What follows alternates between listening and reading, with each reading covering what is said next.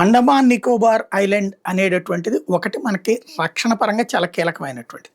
భవిష్యత్తులో అత్యంత ముఖ్యమైనటువంటి యాక్టివిటీకి కేంద్రం కాబోతుంది. చైనాకి చెక్ పెట్టడానికి అదొక కేర్ ఆఫ్ అడ్రస్ కాదు. దాని భూమిక పోషించబోతోంది. దాని మౌతే అక్కడ ముఖ్యమైనటువంటి.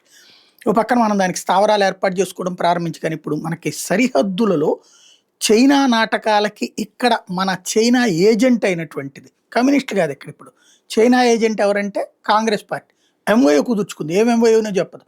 పర్టికులర్గా చైనాతో మనకి థ్రెట్ ఉన్న ప్రాంతాలలో బాగు చేసే ప్రయత్నం చేసినప్పుడు నిస్సిగ్గుగా నిర్మోహమాటంగా అక్కడ పర్యావరణం వంకతో ఏ డెవలప్మెంట్ జరగనీయకుండా ఆపి ఆయా ప్రాంతాల్లో ఉన్న ప్రజలకి భారత్ పట్ల వ్యతిరేకత ఉండేలాగా నాటకాలు ఆడేటటువంటి వ్యవహారం అక్కడున్న యువతని భారత్కి వ్యతిరేకంగా తయారు చేసే రాక్షసత్వం ప్రదర్శిస్తుంది. కాశ్మీర్లో సుదీర్ఘకాలం పాటు అట్లాగే చేసుకొచ్చి పాకిస్తాన్కి చైనాకి ఫేవరబుల్గా అక్కడ ఉన్నటువంటి ప్రజల్ని తయారు చేసింది. ఇప్పుడిప్పుడే మార్చే ప్రయత్నం జరుగుతున్నటువంటిది. ఈశాన్య రాష్ట్రాలు అట్లాగే చేసుకొచ్చింది. ఇప్పుడిప్పుడే మార్చే ప్రయత్నం జరుగుతుంది. ఇప్పుడు తాజాగా చూస్తే అండమాన్ నికోబార్ ఐలాండ్లో దాదాపుగా 85% ప్రదేశాలలో అక్కడ గ్యాస్ నిక్షేపాలు ఉన్నాయి అన్నటువంటిది ఫైనల్ అయ్యింది. ఆయిల్ నిక్షేపాలు అతిపెద్ద ఉన్నాయి అన్నటువంటిది కూడా ఫైనల్ అయ్యింది. ఇక వాటిని వెలికి తీసే ప్రయత్నం జరగబోతోంది.